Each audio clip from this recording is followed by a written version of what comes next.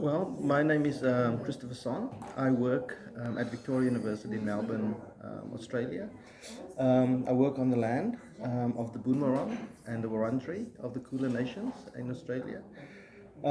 It is there that I am engaging in projects as someone from the African diaspora, as a black person, as a migrant.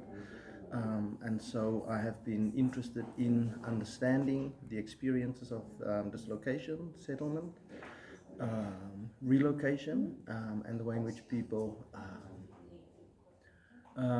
reconstruct their lives once they have moved, voluntarily or involuntarily. And so over the years of teaching and researching and engaging with different groups, I've been engaging with what I think is probably best described as a liberation paradigm. And within that, we think about liberation psychology. And so liberation psychology typically, and some of the time, is described with reference to Ignacio Martin Baró, South American, or actually he's not South American, he's a Spaniard who developed and conceptualized liberation psychology in Latin America.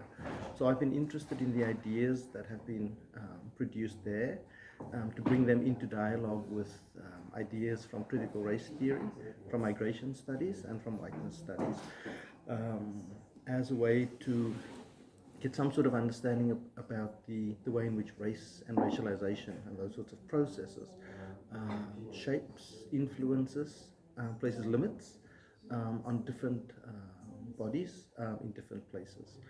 My work has moved from being in South Africa as a South African migrant, interested in the implications of South Africa, of migration of South Africans to Australia, specifically people who were racially classified as coloured initially, and then subsequent studies were also looking at post-apartheid migration, the experiences of people, of different categories of people, or people who belong to different categories. The other work that I do in Australia is looking at what the sorts of ways in which, as a researcher, I can accompany and be supportive to the self-determination agendas of indigenous communities in Australia. The other strand of that work, of course, is thinking about race and privilege. And so there's another strand looking at turning the gaze to some extent from the category of people who've been constructed as other, but to look back into where power is produced and how it reproduces. And so when I put these three sorts of strands of work together, I think about it as sitting within a sort of a contact zone, a fluid space. And by thinking about, theorizing and understanding everyday cultural practices and the implications of those practices for intergroup relations, in particular, different communities of people who are positioned differently in the social structure and in the social system, because we don't have access to the same sorts of material and symbolic resources.